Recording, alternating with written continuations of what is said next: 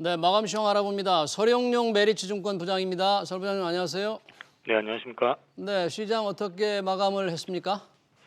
네, 오늘 지수는 상승 시작하였다가 후반 들면서 하락 전환하면서 코스피는 전일 대비 약 15포인트 하락한 3,013포인트, 코스닥은 약 3포인트 하락한 1,001포인트로 1,000포인트를 유지하면서 마무리가 되었습니다.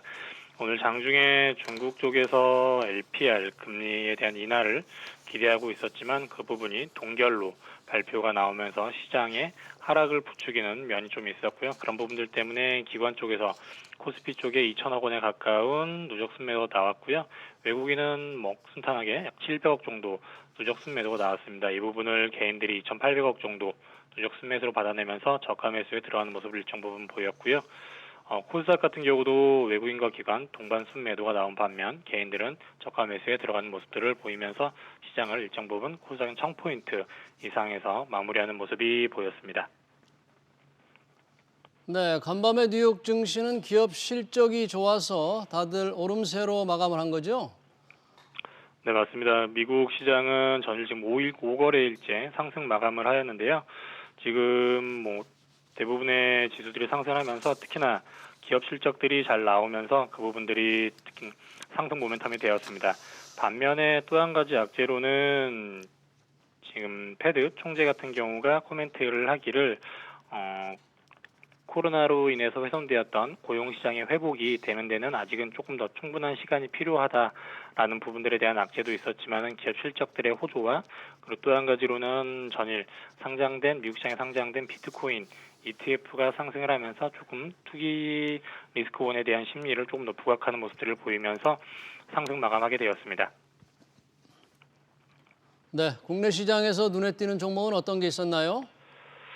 최근에는 계속해서 컨텐츠라든가 엔터 그리고 그쪽 섹터들이 강세를 보이고 있는 상황인데요. 오늘도 JYP 같은 경우가 시장이 하락함에도 반면 52주 신고가를 갱신하면서 강한 모습을 보였습니다. 최근에 이제 대한민국도 코로나 접종률이 70% 육박하면서 하반기 때 오프라인 공연이 재개될 수 있다라는 기대감이 형성되고 있는 상황입니다.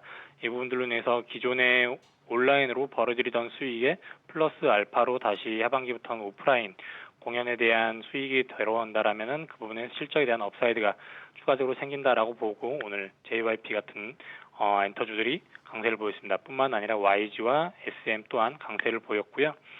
또 한 가지로는 지난주부터 계속해서 이어지고 있는 K 컨텐츠 섹터의 강세가 이어지고 있는 모습입니다. 오늘 같은 경우에는 A스토리 같은 경우가 강세를 보였는데요.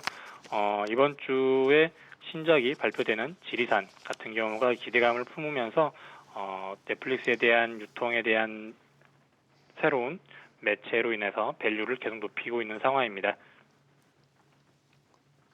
네, 시장에 어떤 큰 변화 없이 좀 탄력이 약한 모습인데 내일은 어떻게 전망을 하십니까? 네, 이번 달 초에 시장을 짓눌렀던 네다섯 가지의 악재들이 있었습니다. 그러한 악재들은 하나둘씩 시간이 지나면서 소멸이 되고 완화돼 가고 있지만 반면에 시장을 강하게 이끌어갈 만한 호재 또한 부재인 상황입니다. 이러한 것들이 지금 현재 일정 부분 지수는 제한적으로 움직이게 하면서 개별주 장세가 이루어지고 있는 상황이고요.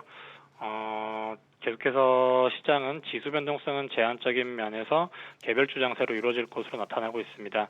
오늘처럼 이어지는 섹터 이어진다라면은 K 컨텐츠라든가 그리고 NFT를 기반으로 한 게임과 인터넷 섹터들 그리고 반도체 디램 가격에 대한 회복에 대한 기대감으로 인해서 그쪽 섹터들이 강세가 보이지 않을까 싶습니다. 네, 마감 시황 잘 들었습니다. 지금까지 서령용 메리츠증권 부장입니다. 고맙습니다.